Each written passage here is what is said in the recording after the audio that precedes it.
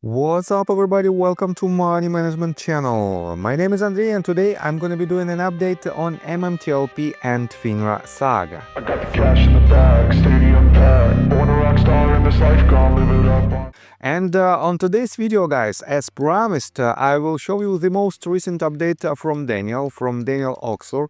And let me remind you that just several weeks ago, he filed a lawsuit, and his lawsuit is still active. And just recently, he added a couple of co-plaintiffs in his lawsuit, and he added, what is more importantly, he added a lawyer, professional lawyer, and for now, Daniel wrote a public letter that will definitely help him to achieve his goals. And guys, today's video will be extremely interesting because on top of this information, I will show you some updates in regards to other lawsuits that are also active and that might be extremely important for MMTLP community as well. So, and before we dive deep into all of these, guys, please hit the like button for YouTube algorithm and drop me a line in the comment section if you think my videos are valuable for you. On top of that, guys, at the very end of this video, you will find my personal information if you want to know more about me and if you want to support my children's vacation, you can easily do it by the links in the description below. So, and let's start with this tweet that Daniel wrote on January 15th. Writing. Everything is a draft until it's signed. But yet again, I said I'd do it. So here I am again doing it. This isn't the whole work, but feel free to make comments and critiques. Maybe I use it, maybe don't. And he added several screenshots of his open letter. And guys, first of all, I want to give a huge shout out to Daniel because the amount of efforts that he puts into this letter and into his own litigation is enormous. That is why, guys, I will do my best in order to support his efforts, because he is one of the people who can definitely help the entire MMTLP community. On top of that, guys, I want to show you the part of the letter that he wrote to me, and let me quote you this. People have in the past thrown stones at me online for not choosing the fight Congress path, accusing me of all manner of stupid, untrue things because of it. I simply only have so much of me to go around. Now that the legal stuff is on autopilot, I can focus on my own campaign with Congress. I want help, but to be honest, I don't want their help for reasons I will keep to myself. I am not saying their efforts, I just want to be independent from all that noise. They are welcome to sign my open letter if they want, however, the more the merrier. But I doubt they will offer me an endorsement, just because it's me. Whatever. I am now standing with both feet on either side of the MMTLP community fence, in that I am in litigation and I am also now chasing Congress and other representatives. This should really destroy the whole false dichotomy that you are either on the legal or congressional team.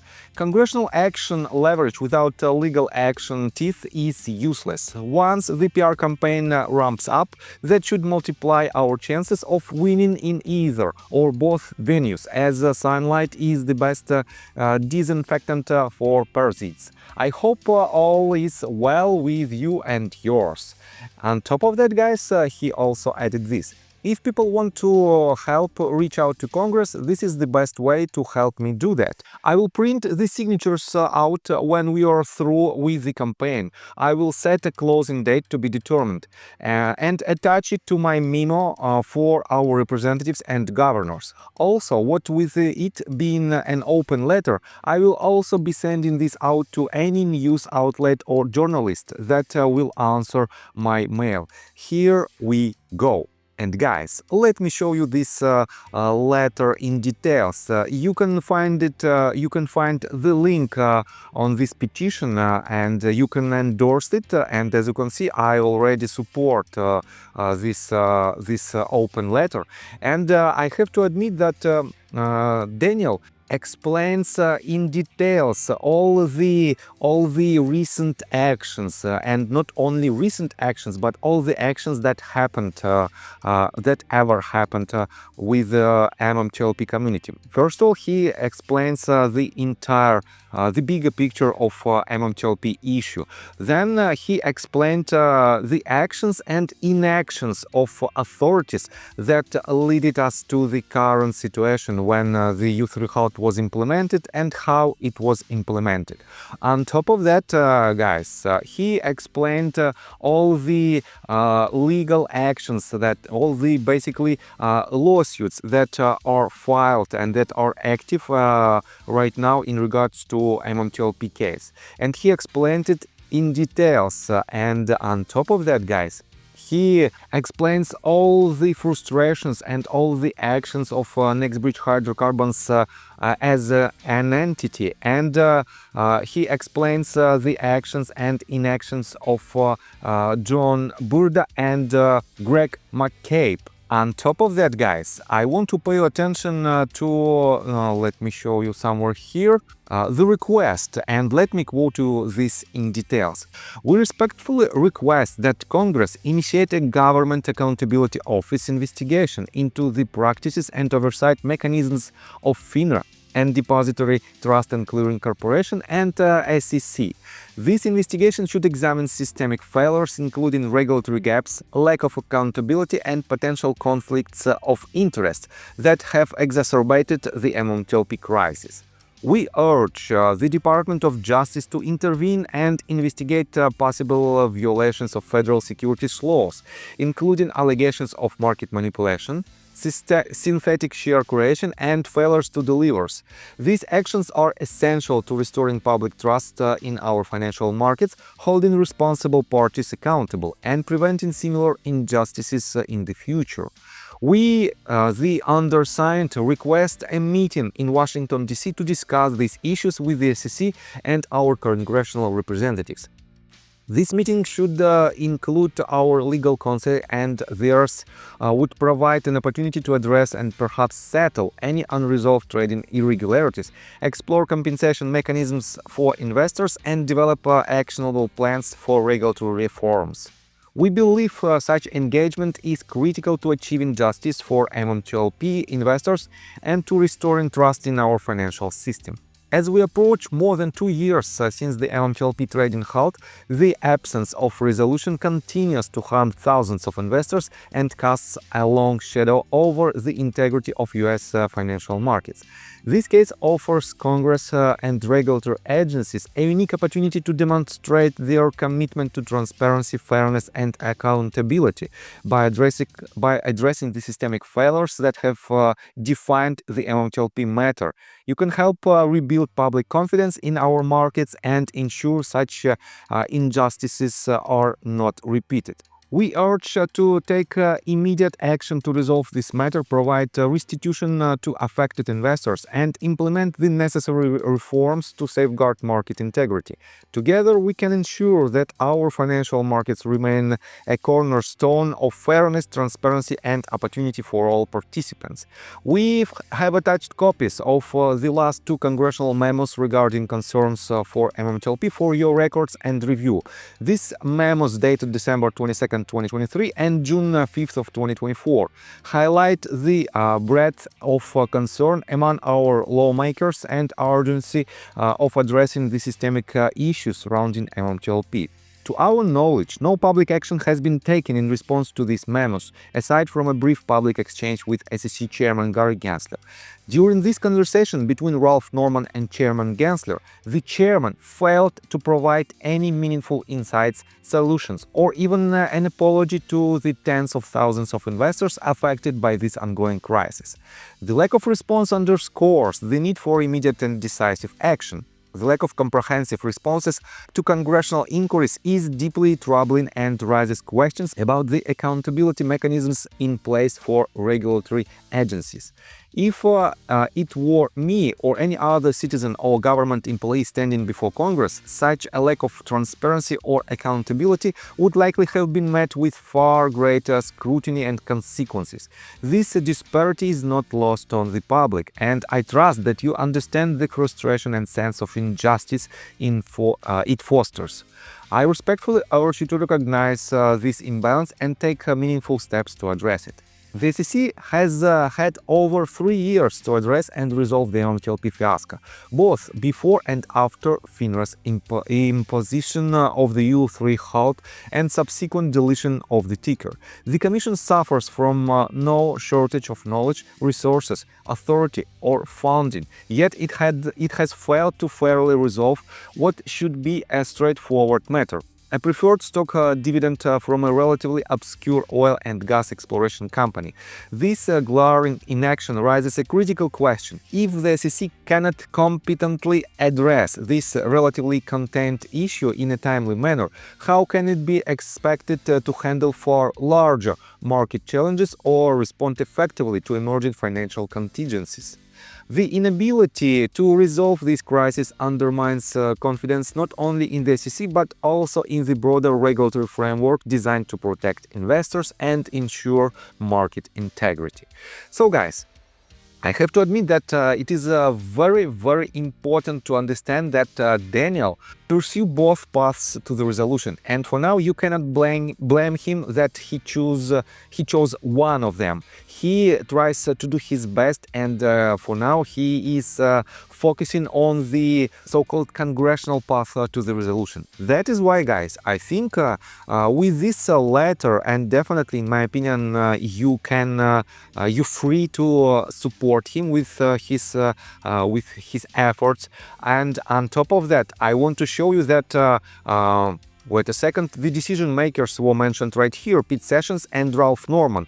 Unfortunately for now they didn't respond, but guys, with this letter we can definitely add more information to the litigation, and we can give more power to the litigation processes, because a lot of people, not only Daniel in his lawsuit and his two co-plaintiffs, but hundreds and thousands of MMTLP shareholders will be a part of this litigation with this add-on. So I think it is very important to understand. On top of that, guys, take a look right here. In response to Daniel's tweet, a lot of people from my MMTLP community already started to help him. For example, Fine Art and Awesome Things 16 hours ago wrote this in response to one part of his letter. I would say counterfeit shares, not synthetic shares. Include a petition for giving MMTLP retail investors 2 days of trading position close only, as stipulated on the SEC approved S1 that FINRA failed to comply with it, thus violating the shareholders' right to sell their shares. And last Hall be first wrote this: it's neither Dr. T says, no one uses that language, it's the result of failures to deliver. And Dr. T is Susan Trimbath. Let me quote you further. Daniel responded: can you clarify the statement? Help me understand what you mean and why that distinction is important. Thanks in advance. And last Hall be first wrote this. He tagged Susan Trimbath, and he wrote: she is a PhD and 30-plus year veteran working to combat that issue. I'm no expert. I have read 2 of her books, and my takeaway: naked shorts is a term retail uses. In professional circles, the issue is really fails to deliver FTDs. I appreciate you asking. Your work is really amazing. I bet she would chat, and you can ask her. She is such wealth of knowledge. Thank you again for all of your work. And Daniel responded: if someone could get me a professional language, that would be great. The vernacular, I'm sure, is fine to make my point, but there is a technical language, I'd rather use that. And guys, definitely we have an extremely powerful community, and a lot of people might help our headliners to push the case forward. That is why, guys, we shouldn't attack each other, because Daniel's example shows that that he basically, his main goal is our ultimate goal, to have a resolution, and he is pursuing both paths to this resolution. On top of that, guys, take a look at some updates in regards to the litigations that we have on the table. So in the Matthew P.'s lawsuit, we have several summons, and let me quote you the tweet that was written by Roman Soups. Matthew P.'s lawsuit, summons are out. You boot to get served 9 summons. See a link for more. And he added the link to these summons. Here you can see the screenshots. One of the summons was written for Securities and Exchange Commission. The second one for John Burda. Third one is for Greg McCabe. And it is an official summons. Guys, this means we have to see the response of these people. On top of that, guys, wait a second. He added this: SEC versus Burda and Palikaros. Motion to dismiss due Friday, January 17. Might see some tomorrow or Friday. And we have another deadline for response of John Burda and George Palikaros. On top of that, guys, we have a new filing in Intercoastal Waterways versus Trade Station Securities case. So, Roman Soups also added this: Intercoastal Waterways new filing. Trade Station asking for more time to answer. We'll get details and do a space on it in an hour. And he added this: Trade Station asking for more time to file response to reopen case and allow amended compliant class action. Trade Station asking to extend deadline to January 24th of this year. So guys, definitely there is a lot of updates in our case, and I think we will have even more in upcoming days. And that is why, guys, we have to be laser focused, and we have to help our headliners. And don't forget to endorse this open letter, definitely, if you want to support our efforts to push the case forward to the resolution. And let's see where it will take us with the next, with the upcoming weeks and months. And guys, let me tell you my personal story. I have a wife and 2 children aged 11 and 15, as well as a small dog. After 30 years of living in Russia near the Baikal Lake, we decided to move. Now we reside in Serbia.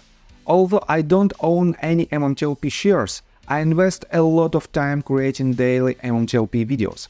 I have been doing this every day without days off and holidays for more than 1.5 years.